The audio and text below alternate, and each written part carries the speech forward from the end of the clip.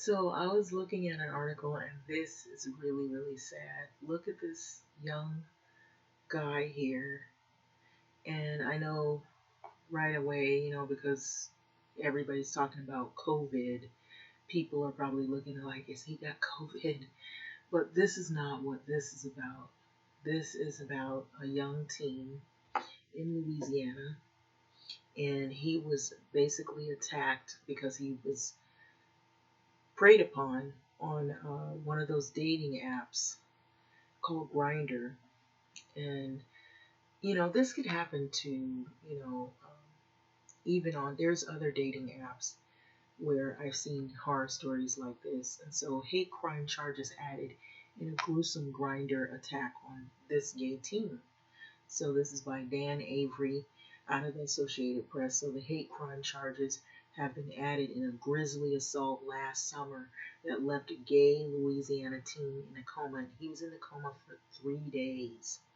And so this story is pretty sensitive. It's pretty gruesome what happened to this kid. So Holden White of Louisiana, Lafayette, he was only 18 when he had met a 19-year-old Chance Seneca on a gay dating app called Grindr. I believe that's what it's called. After communicating for about a month, the two decided to meet in late June.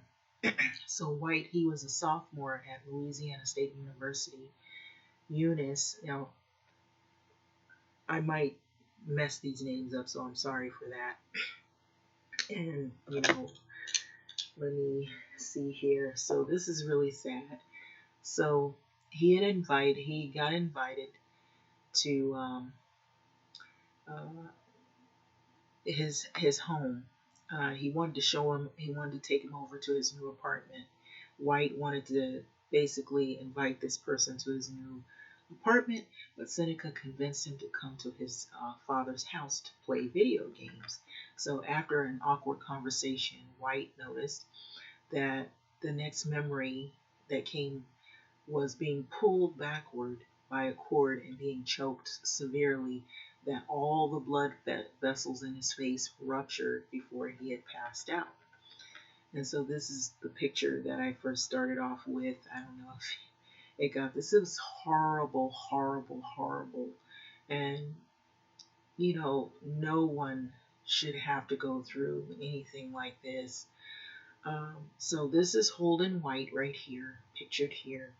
And you'll get to see what he looks like either before this incident. I believe they took a previous picture of what he looks like before the incident, or maybe after he's healed. I'm not sure. But he looks a lot different in the next picture. He doesn't look like this. That's very sad. But you can see his face is all red and swollen. And so White said that when he regained consciousness, he was naked in a bathtub looking up at Seneca. So I might not be saying it correctly, so I'm sorry for that. But this other kid was slicing his left wrist off. That's how horrible this whole attack was. I remember thinking, well, this is it. He told uh, Actiana Advocate, I believe that's what it's called, Actiana Advocate. So I may not be pronouncing that correctly. So the last words I said to myself was just stay calm over and over. In his head, he was repeating to himself to stay calm. So according to the local news site, Seneca then called this other kid, had the audacity, and I added that in there. The article didn't, but he called 911, told the dispatcher that he killed a man. And he was at the house when the officers responded, so White suffered stab wounds, blunt force trauma to the back of his head, and cuts on his wrists that were so deep that his hands were nearly severed.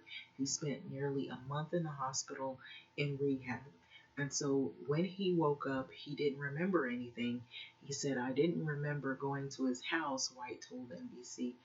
The human mind, I've since learned, will block out traumatic experiences. So since then, details from the encounter have emerged, even as his body continues to heal. So the scars on his neck, um, where White said Seneca t- took the tip of a knife and repeatedly twisted into his throat have already started to fade off. And so I believe this is the guy that we seen earlier in the hospital, and this is how either he looked before the incident. It looks like maybe an earlier photo of him when he was in better days, when he was well. And so he regained most of his use of his right hand, but his left hand is still numb and doesn't have the full grip strength that it did before. So his left hand was damaged more severely. The artery and several tendons were severed, and it may require more surgery from this incident, this gruesome attack. So he also suffered some short-term memory problems. So Seneca was arrested at the scene and charged with attempted second-degree murder, remains jailed on a bond of $250,000. Police initially declined to include this as being a hate crime charges, claiming that they believe the attack stemmed from an argument between the two men. So there were several indicators that point to us to the direction that it was not a hate crime, is what the Sergeant Wayne Griffin of Lafayette Police Department told Acadiana Advocate shortly after the initial charges were filed. So just because of the sensitivity of the case, we cannot go into any more about it. And so Griffin declined to comment further this week and referred to the NBC News to the FBI. So Alicia Ermescher,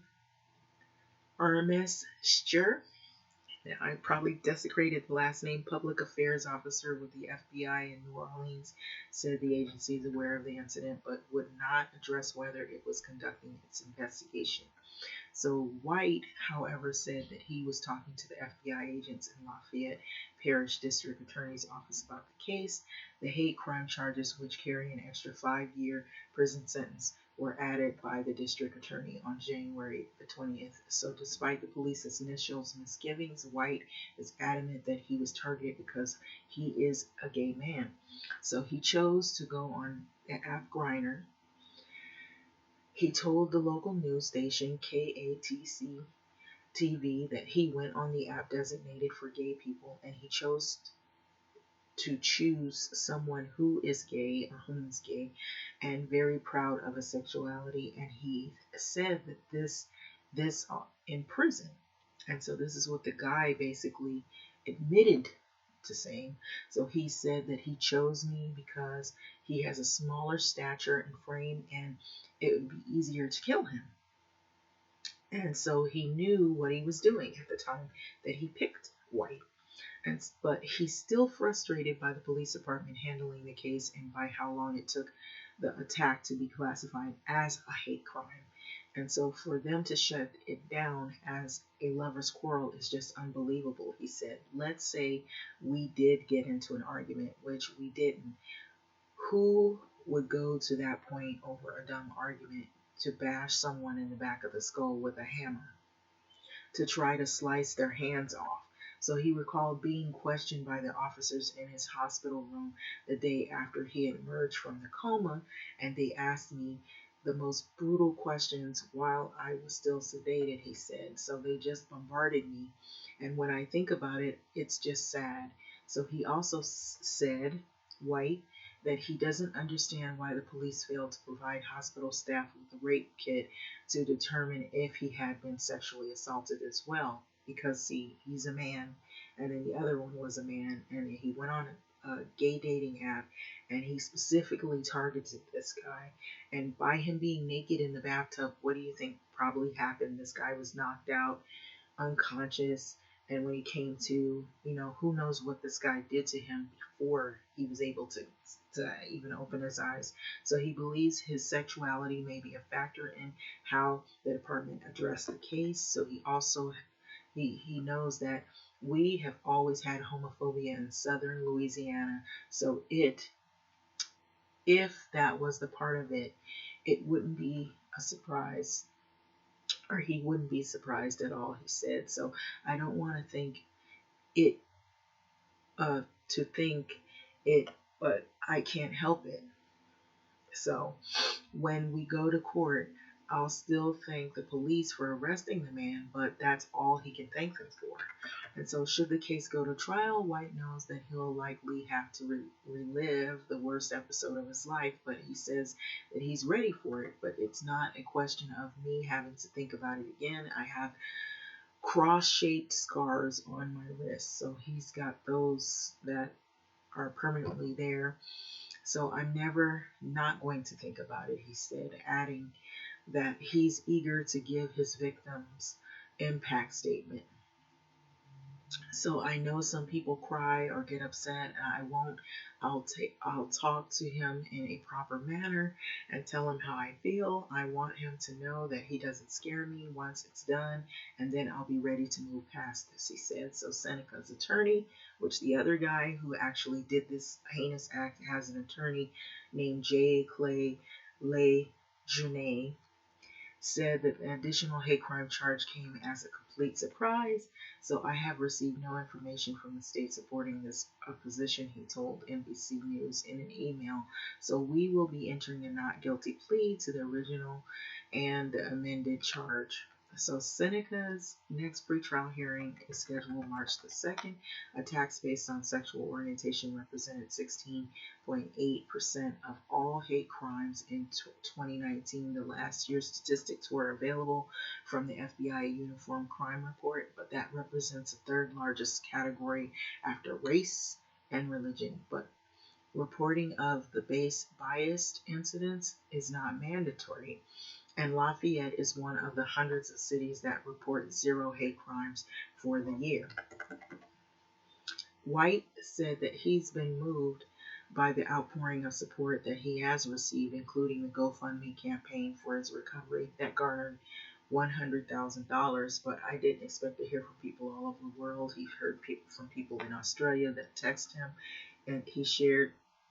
So at the same time, my story was kind of swept under the rug at first, but people in his home state are saying that they're just hearing about it now because it was quieted and it wasn't no mention of it. But there have also been cruel comments in social media and message threads. White said that he'll sometimes jump into a news article and respond, but they need to hear the full story. So what if someone reads the comment and thinks, oh, maybe that's the truth? But he urges other victims of hate crimes such as him similar to advocate for themselves and not just rely on the system for justice. Okay, so never give up. If you stop trying or if you stop talking about your case, it can be swept away or just even disappear. So this, I thought, was a really good example of how people take things to the extreme with their homophobia to the point to where it's crazy. It's like, who gives anyone the right to do such heinous acts like this? And that's what I'm saying. I mean, it's one thing to not understand something or to maybe dislike something, but to do something like this is, I mean, this is awful. No one in this situation right here, no one should have had to go through any of this. And so this kid, he could have been killed. He was very fortunate to even still be alive to even pursue the case. So having said that, I'm going to let this video go. And so I've seen other cases that are similar to this, or cases even when people aren't gay, where they've gone on app sites. And I find that, I guess they say because this is a new generation that this is the thing to do. People go on app sites, dating app sites. But I find that to be actually very dangerous because you really don't know who these people are. You can't really see them. They can put fake pictures, things up there, fake name, identity. You don't know who they are. And this is like a predator's killing ground. It's a predator's haven to these app sites, these dating sites. And some of these sites are specifically to pick up people or to find dates or to maybe do X, Y, and Z, maybe just a one-night stand. But it is extremely dangerous. Dangerous. And so you gotta watch what you're doing, who you're talking to. I mean, I guess the club scene, I remember, back when people were younger, they would go to clubs. Now we're in this thing with COVID. A lot of places are closed, so this is probably, I guess, what people do to meet one another. But, is it worth all of this? No, not at all.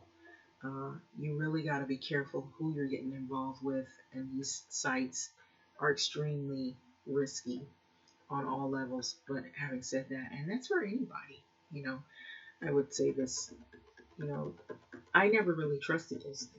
I seen where one woman, she went on the site and she actually met the guy and they were dating for a while, and he actually posed himself as being like a normal dude, and I think he choked her out and he killed her. And he had been traveling around. He would move from one victim to the next. And this guy, he was killing he was actually, I hate to say this, but he was successful at killing his victims, and that's the way he found the victims. He got information about them because people, when they go on these sites, they put, even if they put a fake name, they put things that they want in a person. So they show a bit of vulnerability. So the person has to get close to you and gain an interest of you. And then if they're good at faking it, they get enough information on you, and then as soon as they are able to get close enough to you to know where you work, maybe to know where you hang out, learn that you're by yourself, that you don't have a lot of connections, and then there you are. And this guy, he took it upon himself to go on a specific site, and so I believe too, the sites are very specific. Sometimes they say, if the person is single, or if it's just for women, or if it's just for males, or just for gay people, or if it's for black, there are sites that are specifically for black people, to meet other black people. There's sites for people to meet rich people, sites for political dating, people who have political views. This is the thing now. And so this right here, I've taken it a step further, but I don't really trust any of those sites, really, to be honest. I know some people there, however, I do know a few people that have met people and married them. And I don't know, they stayed married for a while, and I can't say how the relationships are going. And then I know some people who met people and the relationships were really bad. It was a nightmare. And this right here is just one of many. That is a horror story that I've come across. But anyway, having said this, I'm going to let this video go. I hope a speedy recovery for White, and that he does get his justice. No one should have to go through this, and I don't find this acceptable in no way, shape, form, or fashion. Even, having this situation put upon him. The other thing, he's young, and the other guy is young.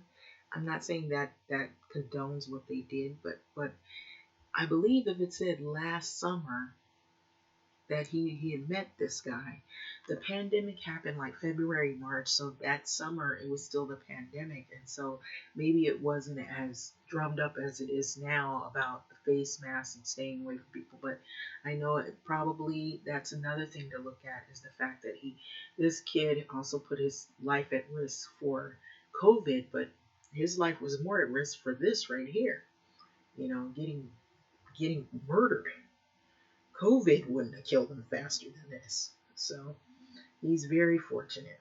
But anyway, having said that, I'm going to let this video go. This is really scary right here. People, be careful of these dating apps. Young people, old people too, I'm hearing going on those. You don't know what you're going to get. You really don't.